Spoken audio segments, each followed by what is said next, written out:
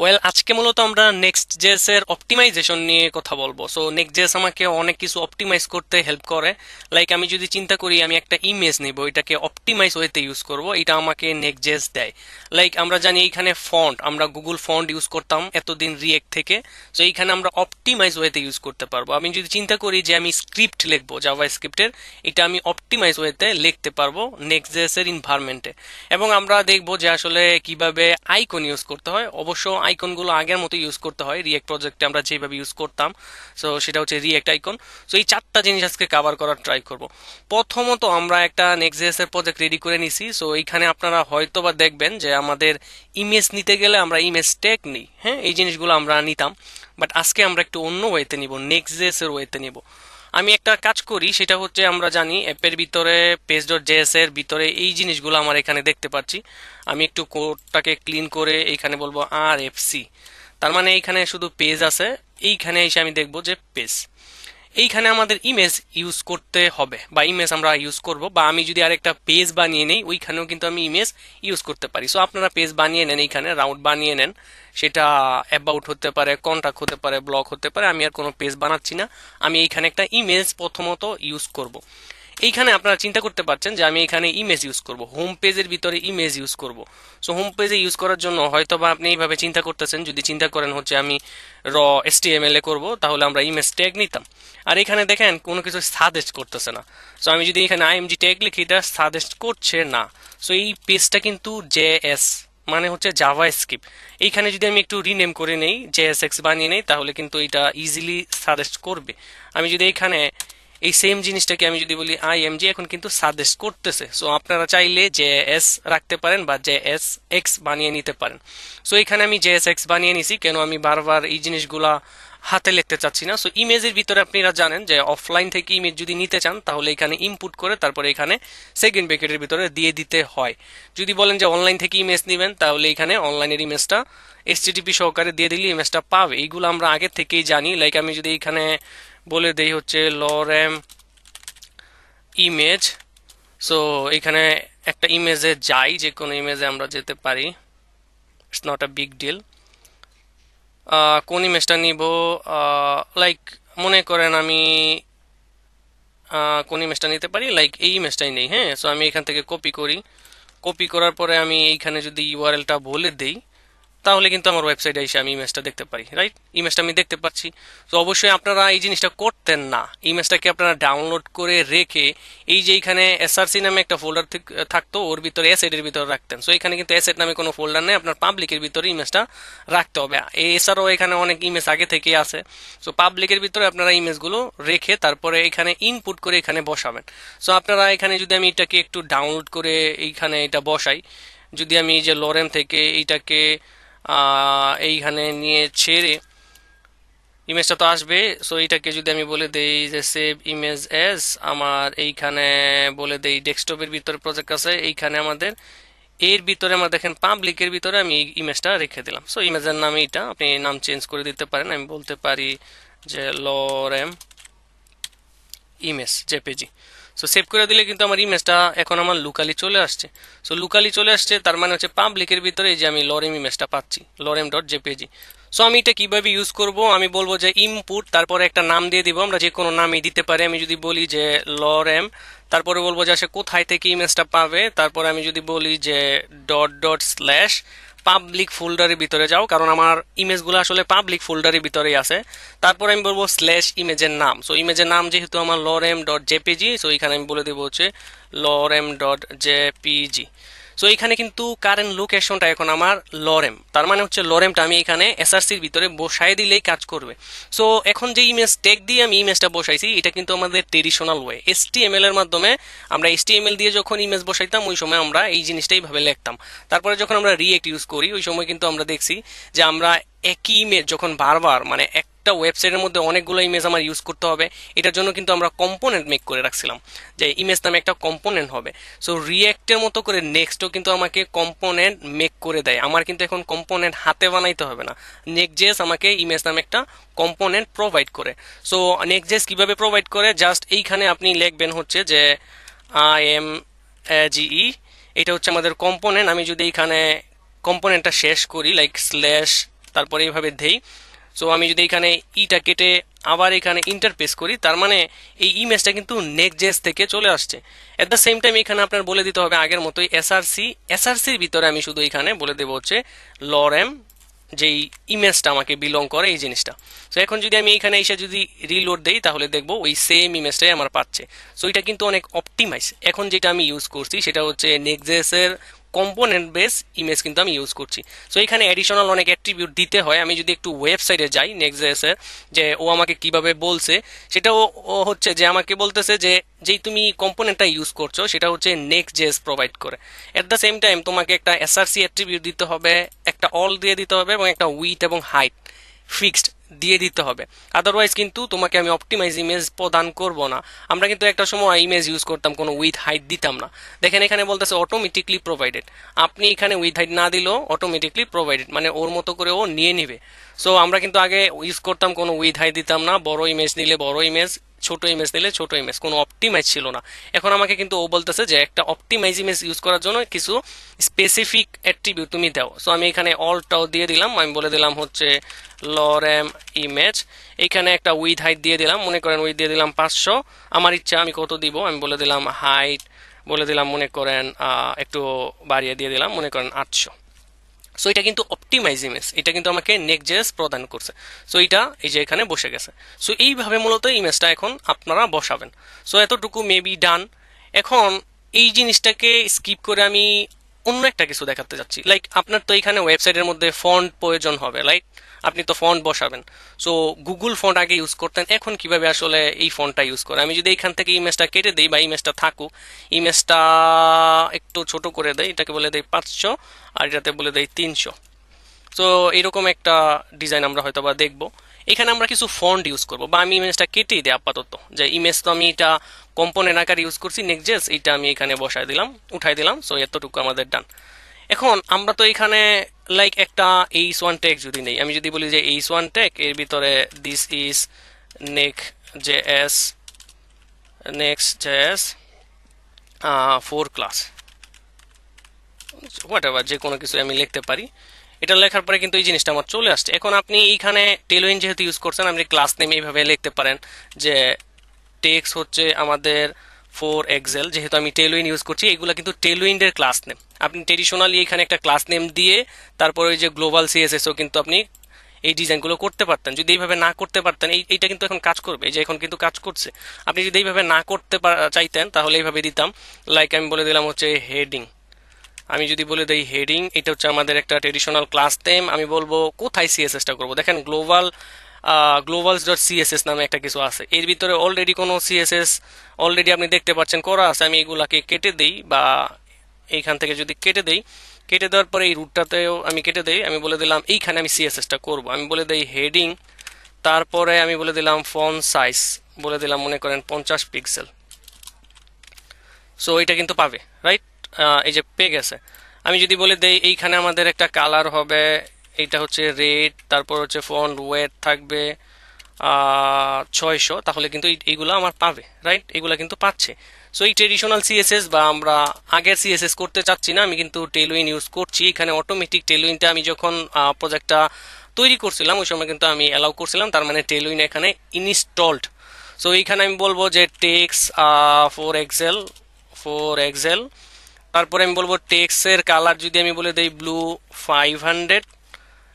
So এতটুকু কিন্তু আমার পেয়ে যাচ্ছে, রাইট? আমি যদি এখানে যদি বলি ফন্ট ওয়েট মানে ফন্টটা যদি আমি বোল্ড করতে চাই তাহলে কিন্তু আমাকে ফন্ট লেখা তারপরে বোল্ড লিখতে পারি, এক্সট্রা বোল্ড লিখতে পারি, যেটা আমার প্রয়োজন। এটা কিন্তু এই যে পেয়ে যাচ্ছে। এখন ফন্ট ফ্যামিলি কিভাবে দিব? আমরা আগে কিন্তু গুগল ফন্ট ইউজ করতাম, যখন আমরা রিয়েক্ট ইউজ করতাম, ট্রেডিশনাল যখন HTML CSS দিয়ে প্রজেক্ট বানাইতাম ওই সময় কিন্তু গুগল ফন্ট ইউজ করতাম। বাট এইখানে কিন্তু আমাকে নেক্সট বলতেছে ফন্ট ইউজ করার জন্য অপটিমাইজ ওয়েতে তুমি ফন্ট ইউজ করবা। সো অপটিমাইজ ফন্ট ইউজ করার জন্য আমি যদি এখানে অপটিমাইজ ফন্টের মধ্যে ক্লিক করি বা ফন্ট অপটিমাইজের মধ্যে ক্লিক করি, ও আমাকে বলতেছে যে আমি তোমাকে গুগলের মতো করে ইউজ করতে দিব, বা গুগল ফন্টটাই তোমাকে ইউজ করতে দিব। পার্টিকুলার যেই ফন্টটা লাগবে এটাকে তুমি এখানে ইনপুট করে ইউজ করো। Where from is from Google, হ্যাঁ, এবং এটা নেক্সট.জেএস হয়ে কিন্তু আপনার কাছে আসবে।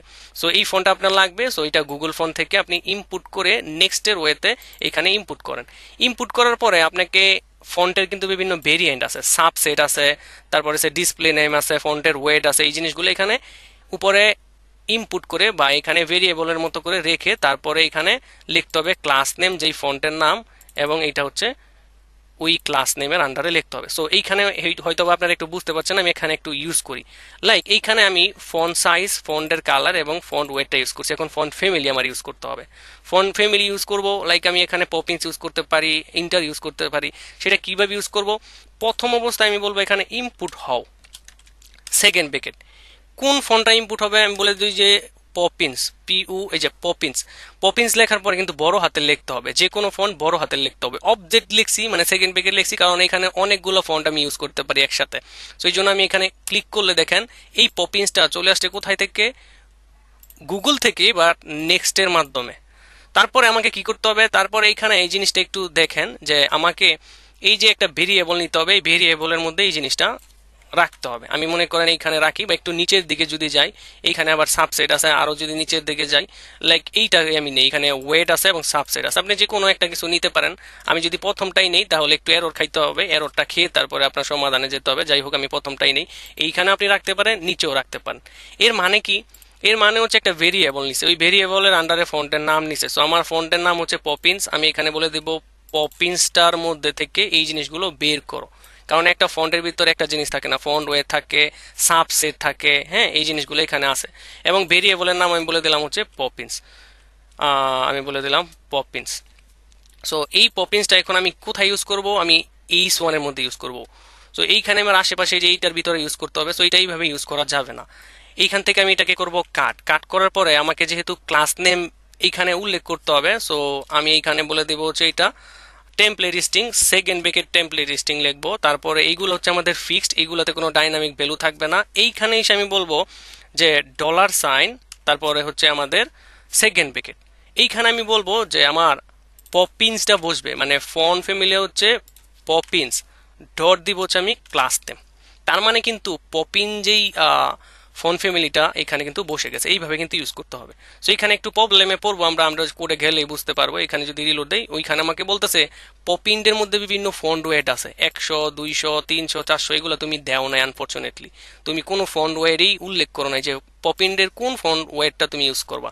সো আমি যেহেতু বলি নাই, এই জন্য আমার এরর দিছে। তো এটা বলার জন্য এখানে দেখেন ওয়েবসাইটে যাওয়ার পরে এখানে একটু নিচে গেলে দেখবেন যে ফন্ট ওয়েট লেখার জন্য ওয়েট লিখতে হবে, তারপরে হচ্ছে যেই ফন্টটা আপনি ইউজ করতে চাচ্ছেন পার্টিকুলারলি ওইটা আপনার এখানে বলে দিতে হবে। যদি এখানে একটা না থেকে অনেকগুলো থাকে তাহলে দেখবেন এখানে বলে দিছে যে তুমি এইভাবে লেখো। বা আমি যদি একটু নিচের দিকে যাই, নিচে নাই অবশ্যই, আমি এই জিনিসটা ফন্ট ওয়েটটা এখানে লিখবো। সো আমি এখানে বলে দিলাম সাবসেট তো লাগবে বা নাও লাগতে পারে, আমি বলে দিলাম ওয়েট ক্লোন, তারপরে আমি এখানে থার্ড ব্র্যাকেট দিব কারণ আমি এখানে অনেকগুলো ইউজ করে, আমি বলে দিলাম 400, তারপরে কমা, আমি বলে দিলাম 500। যতগুলো ফন্ট ওয়ে থাকতে পারে একটা পার্টিকুলার ইয়ের ভিতরে ওইগুলো এখানে উল্লেখ করতে হবে। আমি বলে দিই 700। এইখানে যদি আসি, আইসা যদি এখন আমি এই ওয়েবসাইটটাতে যাই, দেখেন কিন্তু আমার এখন আর এরর আসছে না।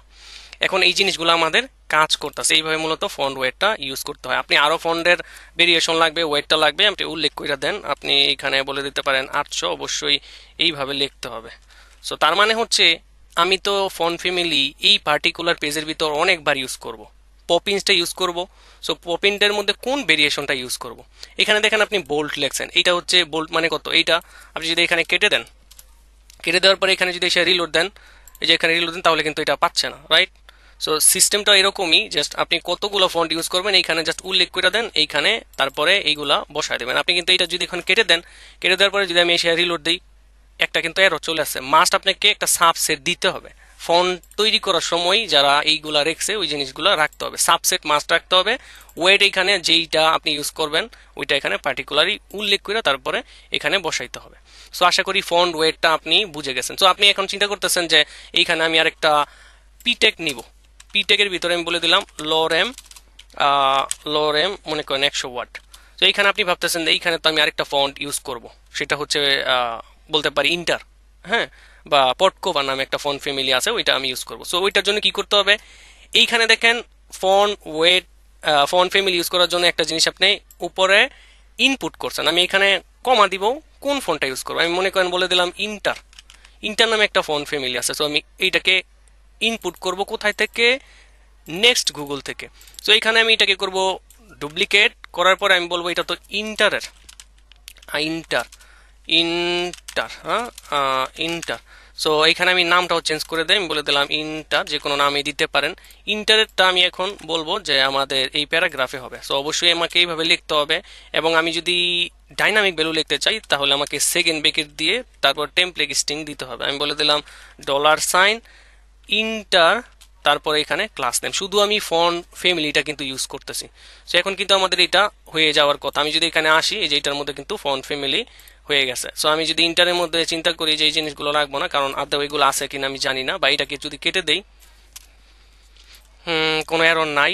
সো এটা কিন্তু কাজ করতেছে, বুঝতে পারছেন? সো এখানে আপনি যদি আরো কিছু অ্যাড করেন তাহলে এইভাবে লেখেন যে টেক্সের সাইজ বড় করব, আমি বলতে পারি এক্সেল টেক্সের, বা বিজি বলতে পারি যে ব্লু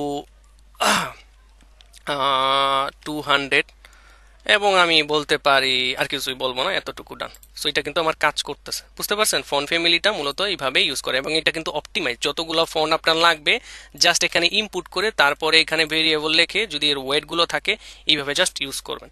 সো আশা করি এটা বুঝতে পারছেন। সো এইখানে আর কি বাকি আছে, আর হচ্ছে আইকন। আপনার এখানে আইকন লাগবে হয়তোবা।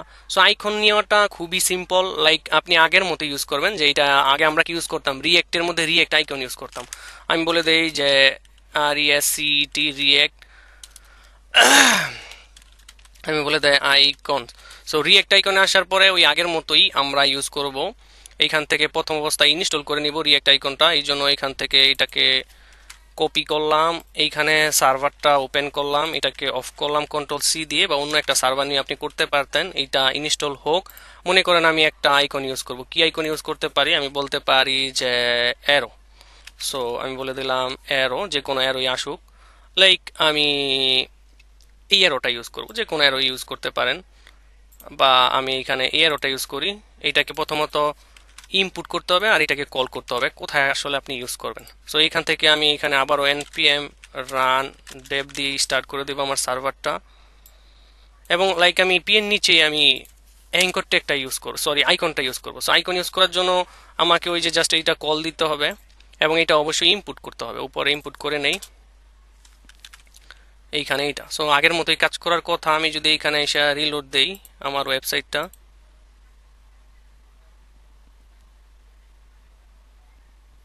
ওই যে আইকন কিন্তু চলে আসছে। হ্যাঁ, সো মাল্টিপল আইকন আপনার লাগবে। আইকন কিন্তু আগের মতো, যে কোনো আইকন জাস্ট আপনি ইনস্টল দিয়ে রিয়েক্টের মতো করে ইউজ করবেন। সো এতটুকু ডান। এতটুকু ডান হলে আমি এইটুকু কোড কেটে দিব। এইটুকু কোড করে দেওয়ার পরে আমি এইখানে আরেকটা ইন্টারেস্টিং জিনিস আমি দেখাবো। সেই ইন্টারেস্টিং জিনিসটা কি? সেই ইন্টারেস্টিং জিনিসটা হচ্ছে আমরা এখানে ফেচ করে ডেটা নিয়ে আসবো। অপটিমাইজের যে ব্যাপারগুলো, এটা আমরা জানলাম যে ইমেজ অপটিমাইজ, তারপরে হচ্ছে ফন্ট অপটিমাইজ, তারপর রিয়েক্টের আইকন আমরা দেখছি। এখন আমরা সবচেয়ে ইম্পর্টেন্ট জিনিস এটা হচ্ছে ফেচ করে দেখবো ডেটা। লাইক আমরা এপিআই থেকে ডেটা ইউজ করব। আমরা তো রিয়েক্টে অনেক করছি, সো এক্সিওস দিয়ে, তারপরে হচ্ছে ফেচ দিয়ে ইউজ করছি, এজাক্স দিয়েও ইউজ করতে পারি। সো ফেচ ডেটা কিভাবে করে আমরা চিন্তা করেন, রিয়েক্টে আপনি এখানে একটা এপিআই থেকে ডেটা ফেচ করে নিয়ে আসবেন। লাইক যে কোনো এপিআই হতে পারে। আপনি যদি বলেন যে আমি এখানে ডেমিরেশনে যাব, আমি বলে দেই ডেমি জেসন। সো এইখানে আমাদের একটা এপিআই আছে, ফেক এপিআই আছে। এইখান থেকে আমি যদি বলি রিড দ্য ডক্স, তারপরে প্রোডাক্টসে যাই, তাহলে কিন্তু এই যে এই এপিআইটা আমরা পাই, রাইট? সো এইখানে যদি আমি এই এপিআইতে হিট করি তাহলে কিন্তু আমরা অবশ্যই একটা ডেটা পাবো, যেহেতু আমাকে একজন ব্যাকএন্ড ডেভেলপার পাবলিক করে এই এপিআইটা প্রোভাইড করছে। সো এখানে কিন্তু আমি এই এপিআই থেকে আমার ডেটাটা নিয়ে আসবো, একটা কার্ডের ডিজাইন হয়তো বানাবো। বা আপনি যদি বলেন যে জেসন প্লেস হোল্ডার, এইটাও একটা এপিআই, আমি বলে দেই জেসন প্লেস হোল্ডার, ওইখানেও একটা এপিআই আছে। বা ব্যাকএন্ড ডেভেলপার আপনাকে যখন এপিআই প্রোভাইড করবে ওই সময় কিন্তু আপনি এই টাইপের এপিআই পাবেন। অবশ্যই ওইগুলো থাকবে প্রাইভেট। এখন যেহেতু আমি পাবলিক এপিআই ইউজ করছি, লাইক আপনি টুডুর জন্য বা ফটোর জন্য বা পোস্টের জন্য বা ইউজারের জন্য যে কোনো এপিআইতে হিট করলে এরকম ডেটা পান। সো এপিআই লিঙ্ক থেকে আপনি যদি ডেটা নিয়ে আসতে চান, মানে হচ্ছে আগে আমরা কিভাবে ইউজ করতাম, ব্যাকএন্ড থেকে ফ্রন্ট এন্ডে ডেটা নিয়ে আসার জন্য এপিআই আমরা এক্সিওস ইনস্টল করে বা ফেচ করে আমরা এখানে ইউজ ইফেক্ট হুক দিয়ে কিন্তু আমরা এখানে এপিআইটা ইউজ করতাম। মনে আছে ইউজ ইফেক্ট হুকস? এখানে কিন্তু আমাকে ইউজ ইফেক্ট হুকস নামে কোনো কিছু ইউজ করতে হবে না। ফেচ ডেটা যদি আপনি করতে চান তাহলে ওই যে এখানে বলে দিছে যে তুমি ফেচ করবা, হ্যাঁ, ডেটা যদি তোমার নিয়ে আসতে চাই এপিআই থেকে তাহলে ফেচ করে ইউজ করবে, এখানে কিন্তু এক্সিওস ইউজ করে নাই। সো অ্যাসিঙ্ক অ্যাওয়েট ইউজ করছে, অ্যাসিঙ্কোনাস যে মডেলটা আছে ওইটা থেকে ওইটা ইউজ করছে, এবং কোথায় তোমার লাগবে ওইখানে শুধু ম্যাপ করে বসাও।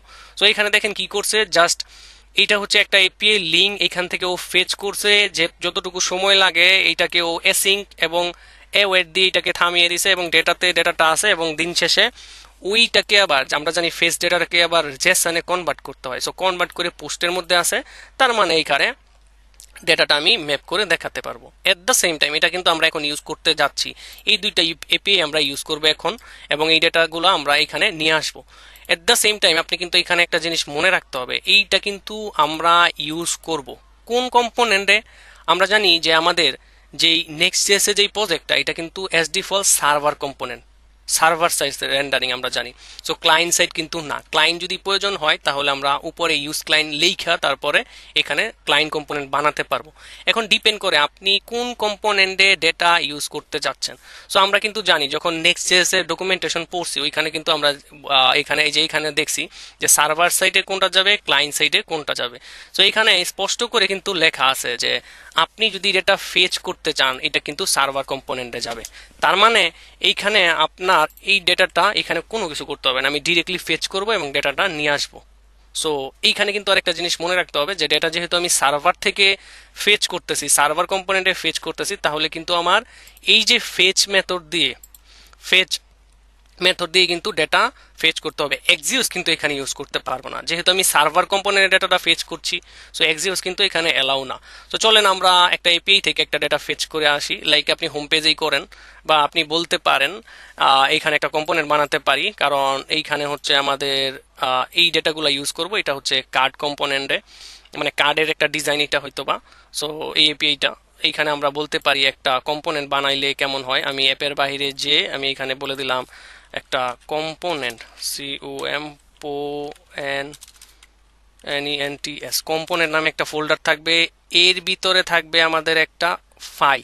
সো এটা কিন্তু আর পেজ হবে না বা রাউট হবে না, আমি বলে দিলাম card.jsx বা জেএসও দিতে পারেন, আমি বলে দিলাম আর এফসি। সো আমি আসলে এইখানে আসলে ফেজটা ইউজ করব। এইখানে পেজ.js মানে পেজ.jsx মানে হচ্ছে আমাদের হোম পেজটা, এই যে হোম পেজটা এইটা। সো এর ভিতরে আমি কম্পোনেন্টটাকে কল করব, লাইক আমি এখানে বলে দিলাম যে CARD কার্ড। সো এই যে এইখানে আছে, এটাকে কল দিব এইখানে, এবং কার্ডের ভিতরে কি আছে, কার্ড লেখাটা আছে, এইখানে আসলে আমরা জাস্ট কার্ডটা দেখতে পাবো। সো এই যে কার্ড কম্পোনেন্টের ভিতরে, এই কার্ড কম্পোনেন্টের ভিতরে আমি এখন কার্ডটা নিয়ে আসবো। কার্ডের একটা ডিজাইন যদি আপনি এখানে নিয়ে আসতে চান, ফর এক্সাম্পল আমি যদি এখানে চলে যাই হচ্ছে কার্ড ডিজাইন টেলউইন সিএসএস, এটাতে যদি হিট করি তাহলে ফ্লো বাই থেকে আমার কার্ডের একটা ডিজাইন আমি নিতে পারি ইজিলি। কোন ডিজাইনটা নিতে পারি, এইটা নিতে পারেন, এইটা নিতে পারেন, বা এইটা নিতে পারেন, বা এইটাও নিতে পারেন, সুন্দর একটা ডিজাইন। সো আমি একটা নিয়ে নেই আপাতত, লাইক এই ডিজাইনটাই নেই। সো এটা নেওয়ার জন্য হয়তো বা আমি এখান থেকে কপি করব। সো HTML এর কোড যেহেতু আমি বলতে পারি যে HTML to JSX, এটাতে যে আমি এইখান থেকে এটাকে বসিয়ে JSX এর কোড এইটা আমাকে দিয়ে দিছে, আমি বলবো কপি, অ্যান্ড দেন আমি এখানে যদি এই যে কার্ডের ভিতরে ডিজাইনটা বসায় দেই তাহলে কিন্তু এইখানে আমার ওয়েবসাইটের মধ্যে যে কার্ডের ডিজাইনটা চলে আসছে, রাইট? কোনো ইমেজ নাই, ইমেজ যেহেতু আমাদের নাই, এটা আমরা বসাবো। সো কার্ড এইখানে আমার কার্ডের ডিজাইনটা আছে, এটা আপাতত থাকুক, বা এইখান থেকে আমরা কাটতেও পারি, এটাকে আমি আপাতত কেটে রেখে দিই। ফেচ করবো আগে, ফেচ করে ডেটাটা আমি এখানে নিয়ে আসবো। সো ফেচ করার জন্য আপনি যে কোনো এপিআই থেকে ও আমাকে বলছে যে ফেচ করার জন্য প্রথম অবস্থায় এই লিঙ্কটা নেও। এখানে কিন্তু জাভা স্ক্রিপ্ট সিলেক্ট করা, টাইপ স্ক্রিপ্টের ওয়েতে কিন্তু অন্যরকম। সো আমি এখানে জাভা স্ক্রিপ্ট সিলেক্ট করে আমাকে বলতেছে যে এই কোডটা নেও ফেচ করার জন্য। আমি এখান থেকে কপি করলাম, কপি করার পরে দেখেন এটা কোথায় রাখছে, এটা আমার আপনি JSX এর ভিতরে রাখতে পারেন, বাইরে রাখতে পারেন, আমি এইখানেই রেখে দিলাম। রাখার পরে দেখেন আমাকে ও বলতেছে যে ডেটা একটা ভেরিয়েবল, এটার ওয়েতে এটার মধ্যে আপনি কি করবেন, এ ওয়েট বা অ্যাসিঙ্ক ওয়েট দিয়ে ফেচ করে ডেটা নিয়ে আসবেন। সো আমাদের এপিআই আসলে এইটা না, আমরা এখান থেকে মনে করেন যে ডেমিজেশন বা এই যে ডেমিজেশন থেকে ডেটাটা নিলাম এই প্রোডাক্ট থেকে। সো কপি করলাম, কপি করার পরে এইখানে এই লিঙ্কটা বসিয়ে দিলাম। সো এটা আমি বসিয়ে দিলাম এবং এখানে একটা এরর আমি দেখতে পাচ্ছি অ্যাওয়েটটা আসছে কেন, কারণ আমরা অ্যাসিং দেই নাই। অ্যাসিং কোথায় দিব? ফাংশনের সামনে দিব। আমি এখানে বলে দিব হচ্ছে অ্যাসিং। সো এটা আমরা জানি যে এটা হচ্ছে অ্যাসিঙ্কোনাস মডেলের একটা ওয়ে। আগে আমরা ডেটা নিয়ে আসার জন্য কল ব্যাক ফাংশন ইউজ করতাম, তারপর আমরা প্রমিস ইউজ করতাম। সো সব থেকে পাওয়ারফুল বা সবচেয়ে লেটেস্ট যেই ভার্সন সেটা হচ্ছে অ্যাসিং অ্যাওয়েট, অ্যাসিঙ্কোনাস ওয়ের যেই লাস্ট যেই মডেলটা। সো এটা কেন ইউজ করে এটা নিয়ে আমরা বিস্তারিত জাভা স্ক্রিপ্টের প্রজেক্টে বা জাভা স্ক্রিপ্টের ক্লাসে বিস্তারিত আলোচনা করছি। তারপরও সংক্ষেপে বলে দিই যে এই ডেটা থেকে এই এপিআই থেকে ধরো ডেটা নিয়ে আসবে। সো আমার অবশ্যই একটা সময়ের প্রয়োজন। এটা মেবি আমেরিকান সার্ভারে আছে, যেই সময়টা প্রয়োজন এই সময়ের জন্য আমি বলে দিলাম অ্যাসিঙ্ক অ্যাওয়েট। যতক্ষণ সময় লাগে এই এপিআই থেকে ডেটা নিয়ে আসতে অতক্ষণ তুমি ওয়েট করে তারপরে ডেটাটা দাও। সো দিন শেষে আমি এই ডেটার ভিতরে ডেটাটা পাবো, বাট এটা হচ্ছে আমার ডেটা থাকবে হচ্ছে জেসন আকারে।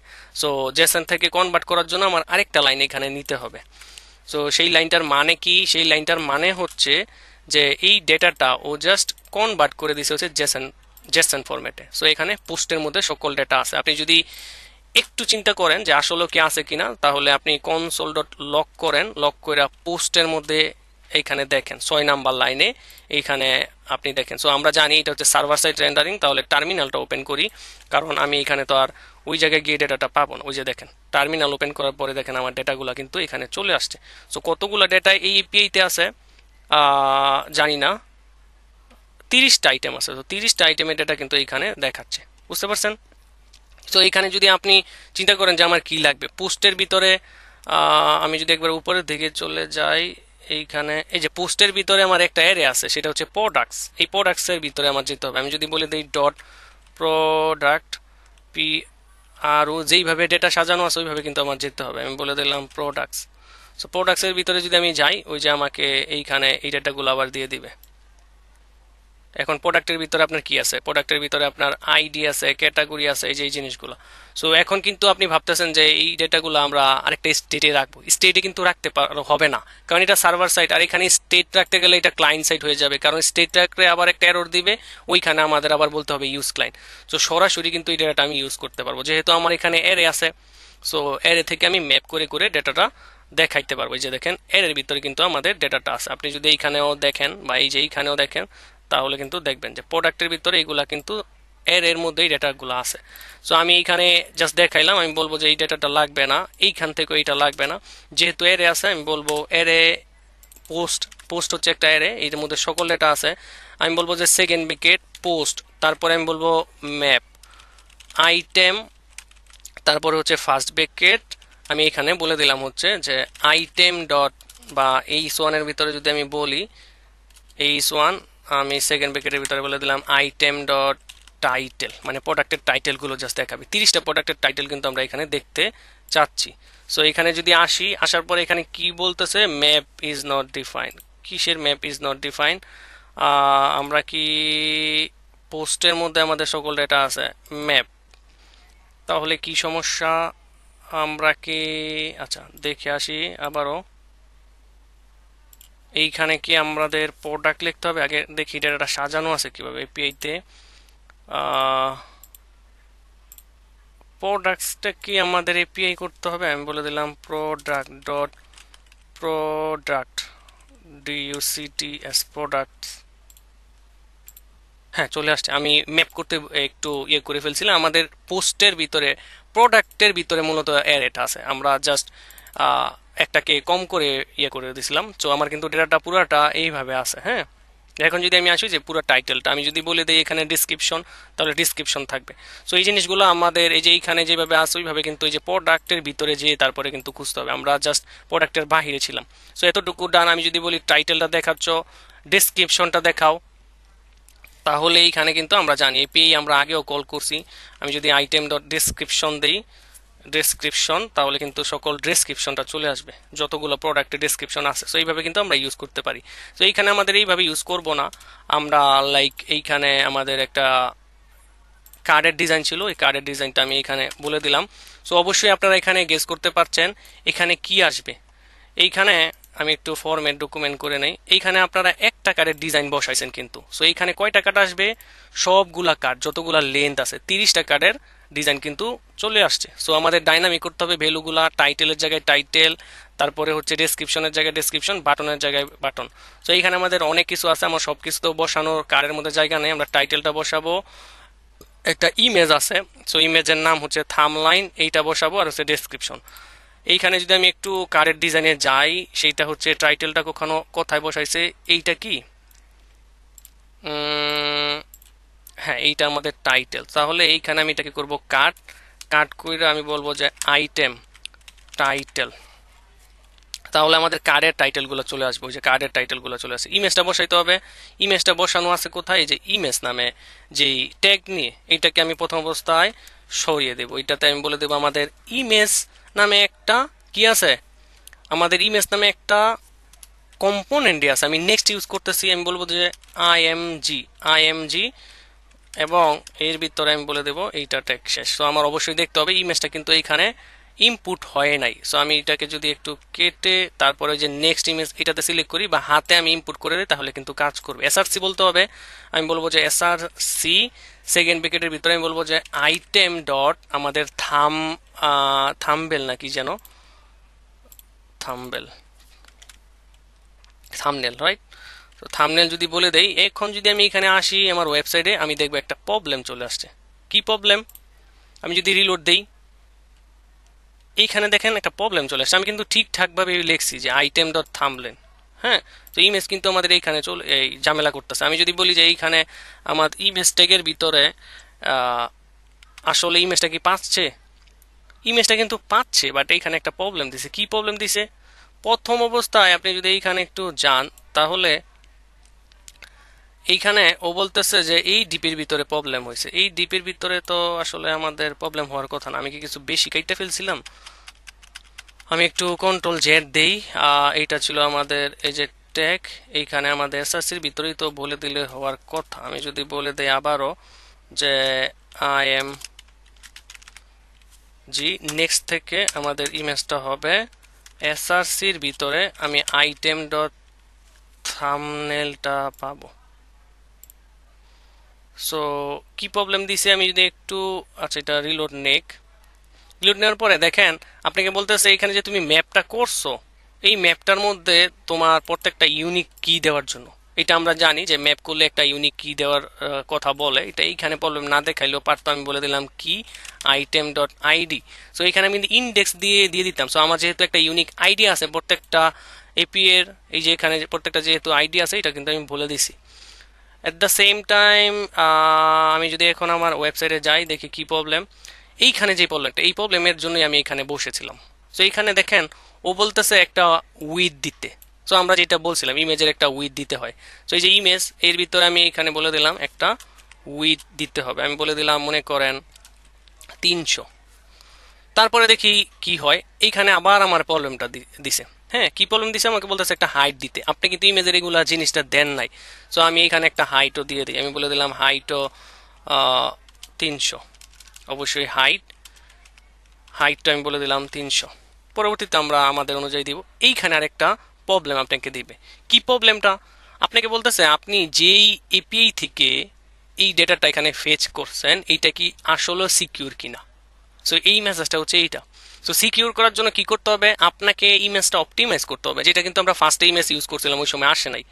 সো কিভাবে অপটিমাইজ করতে হবে, এই লিঙ্কের মধ্যে গেলে আপনাকে বলে দিবে যে কিভাবে অপটিমাইজ করতে হবে। সো এইখানে এই যে আমাকে বলে দিছে যে next dot config dot JS নামে একটা ফাইল আছে, তোমার অবশ্যই আছে।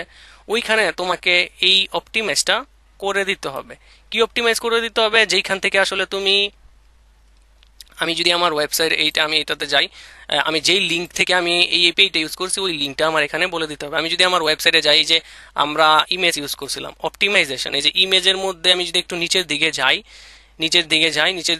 এই যে রিমোট ইমেজ, এর নিচে যদি আমি যাই, যে এখানে দেখেন নেক্সট কনফিগ ডট জেএস, এর ভিতরে আপনি যদি এখানে এইটা সেট করে দেন, তাহলে এই প্রবলেমটা সমাধান হয়ে যাবে। কিভাবে বলতেছে মডিউল ডট এক্সপোর্ট নামে একটা ফাইল আছে, এর ভিতরে তুমি এই কোডটা কপি করো। সো আমি করলাম কপি করার পরে আমার এখানে একটু খুঁজি যে নেক্সট জেএস ডট কনফিগ নামে কোনো ফাইল আছে কিনা। আপনি যদি এখানে ভালো করে খুঁজেন তাহলে দেখবেন যে next dot config dot JS, এর ভিতরে যদি যাই তাহলে যে দেখেন নেক্সট কনফিগ, এর ভিতরে এসে আমি এইভাবে বলে দিব যে ইমেজটা এইভাবে আমার ইউজ করতে হবে, যে প্রোটোকল বলে দিতে হবে, হোস্ট নেম বলে দিতে হবে। সো প্রোটোকল হচ্ছে আমাদের এসটিটিপি, এখানে ও দেখতেছে যে এসটিটিপিএস মানে হচ্ছে hyper text transfer protocol secure, তুমি সিকিউর এপিআই থেকে এপিআইটা ইউজ করছো কিনা। তারপরে বলতেছে হোস্ট নেম মানে কি, হোস্ট নেম মানে হচ্ছে এই যে আপনার যেই হোস্ট নেমটা, যেই কোন হোস্ট থেকে আপনি এটা নিচ্ছেন, আমি এটাকে কপি করলাম, কপি করার পরে এখানে এসে বলে দিলাম, বলে দেওয়ার পরে এখানে পোর্ট পাথ নেম এই জিনিসগুলো বলতে পারেন, আমি আপাতত এগুলো স্কিপ করলাম। স্কিপ করার পরে এখানে এসে যদি দেই রিলোড,